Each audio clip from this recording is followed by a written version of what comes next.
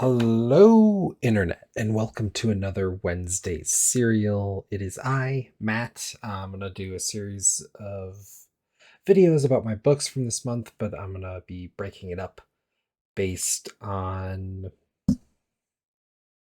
general sections. So tonight is X-Men books. Um, and I want to give some thoughts, not just on the exact book, but maybe some of where the books have been, where they're going, yada yada. I also just want to note real quick up top, I have a podcast that I've been doing, the Goddamn Milkman, a mediated podcast, where I've been putting more of my thoughts and whatnot recently in lieu of YouTube. If you're one of 5 people watching this, you might care to check that out. Some episodes are longer. I've done some interviews or chats with people, might be a better way to put it. And I try to keep a lot of the stuff somewhat shorter for a podcast, probably more akin to what I do on these videos, like 20-ish minutes or so. The goal originally was to try to be shorter, but I am not as perfunctory as I thought. Thinking about it more, I had a bit of a stress point a couple of years ago, and since then my brain doesn't quite work as well as it used to, I don't think, and I think that's part of it. So, trying to work on that. Any hoodle. I want to dive into the recent X books. We're in the fall of X, so Krakoa is ending, as many of you know. I get my books late, so I'm not worried about spoiling anything, but it is kind of in the moment. But I'm not on the bleeding edge. If you're worried about spoiling any of that, I don't know. I don't know what you'd be doing watching a video like this if you're not okay with at least that level of whatnot. So, first up is Cable issue 2. This is Nikeza coming back to Cable with a handful of artists, frankly. And I think it's an interesting, fun story, but right now there's nothing much to do with Cable except explore this fact that old Cable and young Cable exist and kind of dealing with that, which we already had a separate Cable miniseries that was young Cable and then old Cable came in. So we kind of already dealt with some of that, and I don't know. It's a fun, quick read. Nikeza being on the book means there's a certain je ne sais quoi to the dialogue. It works, but it's hardly my favorite on the pile. But if you're a Cable fan, totally worth picking up. Not much else to say, I don't think, at this point.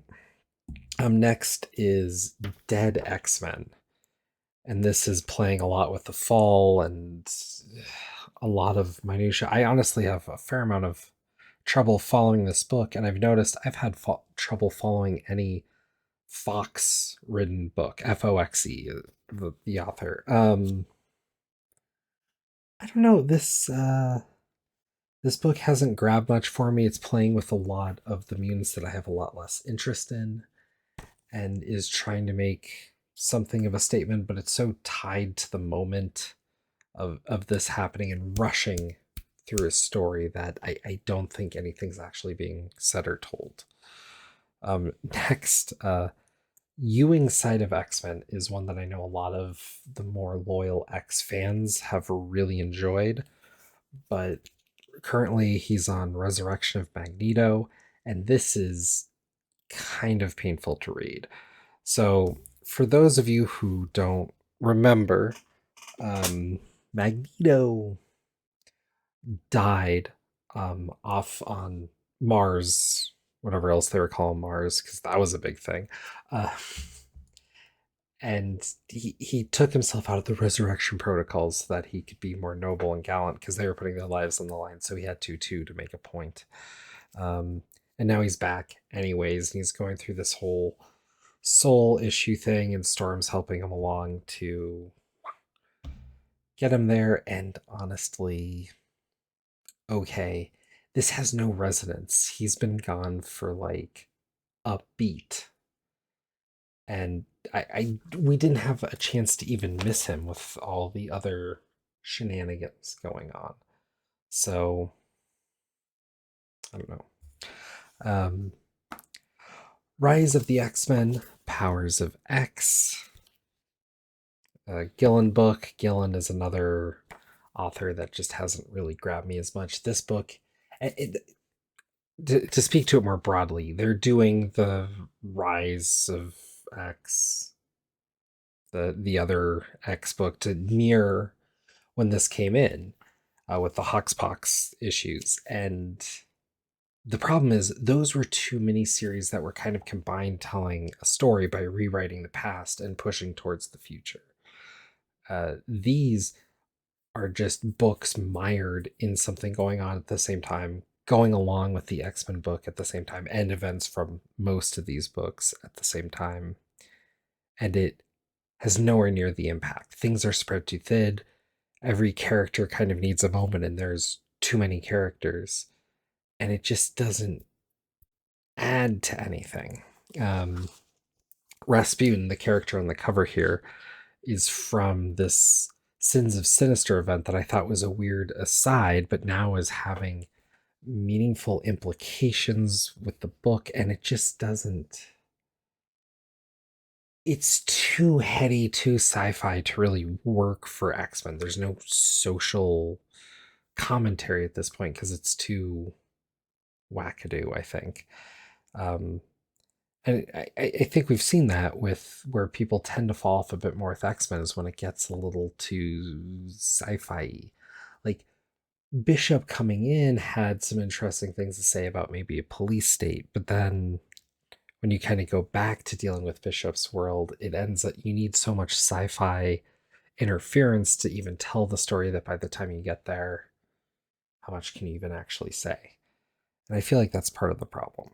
Um, yeah. So the opposite book, Fall of House of X, is dealing. This is like a bad Marvel event book. There's a series of events, but this has no story of its own. It's marking time, basically. Then we get to the side of the X stuff where I've been a little more delighted. At least they're telling a more competent and comprehensible story.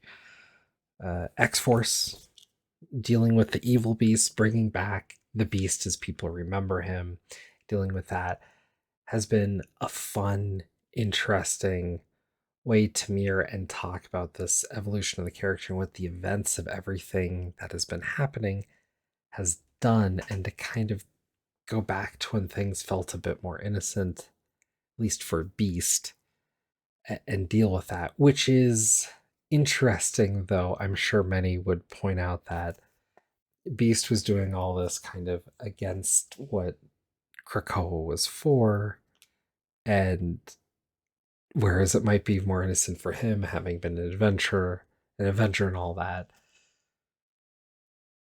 if you care about the mutants being a marginalized group, they're losing a lot now, and his innocence at that time wasn't much for the rest of them. I don't know. It's more of a character exploration than trying to be so tied up with the metaphor and the larger scheme of what's going on with Krakoa, and I think that's a big reason why it works.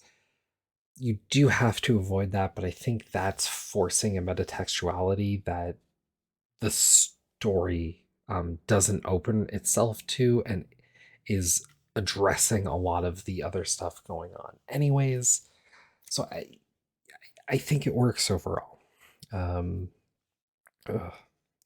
X-Men proper under Dugan. These later issues have been stronger for Dugan, mostly because now that we're in the end game, the villains are revealed. Instead of doing anything with Orcus to make them interesting and somewhat understandable, especially from a political level, which was set up for, uh, Dugan's past the point of needing to make them the bad guys. And a lot of painful stories have been done to make them the bad guys. But now Orcus isn't humanity. It's like a otherwise Mr. Sinister, right? A Dr. Stasis who has a clover instead of a diamond. Okay. But in effect is just another maniacal supervillain, and then has his wife with them, and then and like Modoc was there, and like cackling, curling villains, not any interesting political thing, which is fine for a superhero comic in a way, but it robs what Krakoa was supposed to be and what a lot of people liked about it as this metaphor and this idea of exploring a different space and telling stories with it, and some stories that could have been softer, and instead just turns it to good guys, bad guys, Saturday morning cartoon fare, which can be fun, the punching, kicking, and yeah, I'm not trying to knock it, but for where this was to pull it down to here, and then yeah, this is working better for Dugan because everything else he was doing was pulling down from where it could have been. And now we're here and he gets to have the villains start getting their comeuppance, I guess. So the question is, how much can he actually even do with the comeuppance? Because now Krakoa needs to fall, and most of the X-Men are in a pretty bad spot. So I don't know. Don't know. But it plays in with everything else. So at this point, I'm reading it through. Going back to Percy's side, X-Force is on one hand, and then Wolverine is in the Sabretooth War, which is a lot of what's been built up to throughout. And Sabretooth has been built up, but not through the Wolverine run, but through certain events in other comics, and then two minis that Sabretooth has had, or runs in Krakoa. A lot of it was what, 5 issues here, 5 issues there. Sabretooth got 2 of them. And this has been bloody and violent and interesting, but what's less exciting about this, I guess, as opposed to this mano a mano match of Sabretooth getting some comeuppance for some wrongs that happened to him during Krakoa, and he's taking it out on Wolverine, even though Wolverine was basically uninvolved with him throughout this entire period, so it makes even less sense.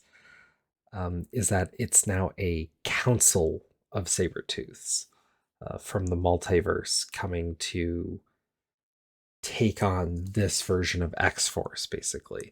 And they've taken out Wolverine's son and a handful of other characters.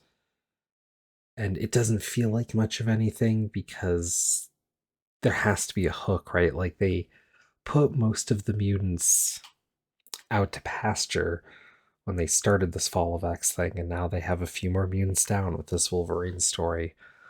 But eventually there's going to be a magic hand wave, and whatever characters they want back will be back.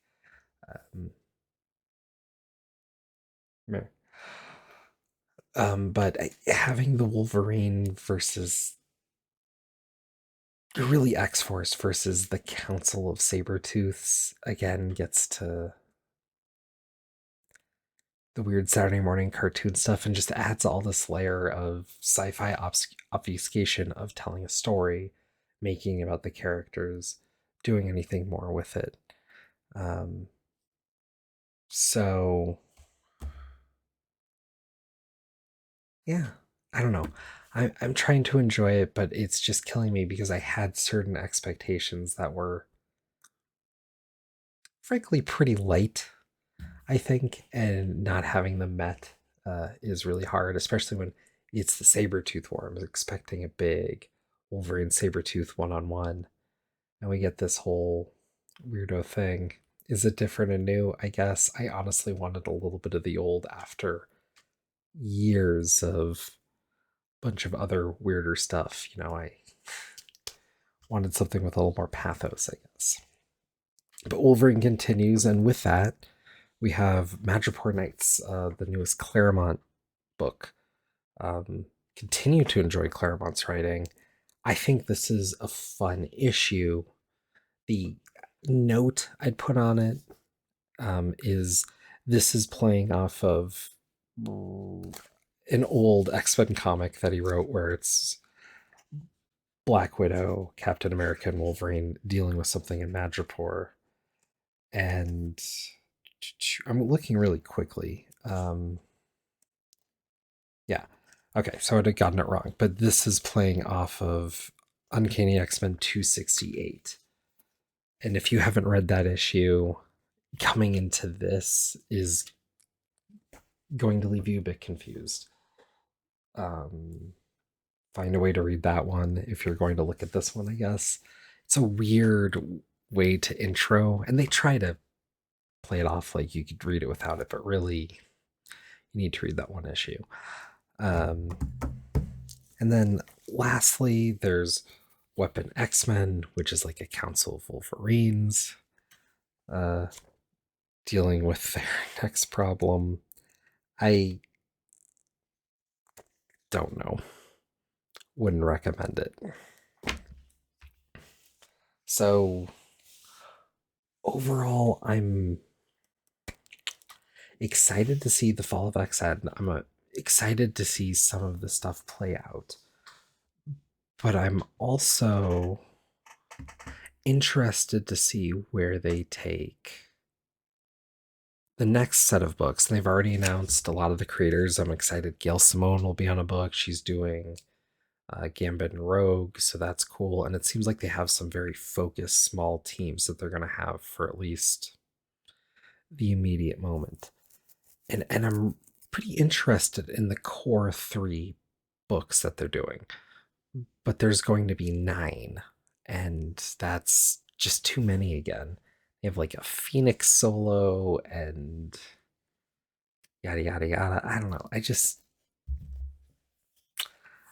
I'll probably at least try the number 1 of each, but I'm cautiously optimistic. I really think the core books will probably be good because there'll be enough of a focus, but it's inevitably going to have a lot of backlash coming out of a moment in comics like Krakoa and then being the transition period into something like this. It's inevitably going to have a lot of backlash, but then trying to just read it as its own new X-Men thing and kind of pretend that the last several years hadn't really happened should be interesting, and where they try to force it and pick it up, I'm curious. But it's hard to ignore that as we continue and we go through these cycles in comics. It used to be, creators would hand over and certain things with characters might get lost, certain story beats might fall by the wayside and whatnot. But more or less, the core of the book would continue forward. And more, it feels like it has to be more radical, more explosive. And for that, these shifts just make it so trying to continue to follow these books doesn't have much meaning. Um, I'm trying to be positive and find the most in that I can, but having gone back and read a lot of stuff, as particularly X books, um, it's more and more notable how violent things have been changing and how little things have a chance to build or have continuity. And even seeing Claremont come and tell a story, he's specifically taking moments from where he had stuff where he could expand on stuff he wanted to do and tell a story, but also knowing he only has a handful of issues before moving on. So he's really just kind of picking a niche and then carving it out and doing something with it. He can't obviously he can't continue and do something for a decade. But to even try to build characters or do anything in the vein like he used to at this point, even for a year, seems beyond the limits of what Marvel could even publish. And I think that recursive nature is really starting to hurt things. Maybe there's a way through, but I'm not seeing them landing on anything like that yet. So cheers. I hope you will watch some other ones especially if you made it this far. Um, yeah, I'll be dicing out different chunks. Thanks. Bye.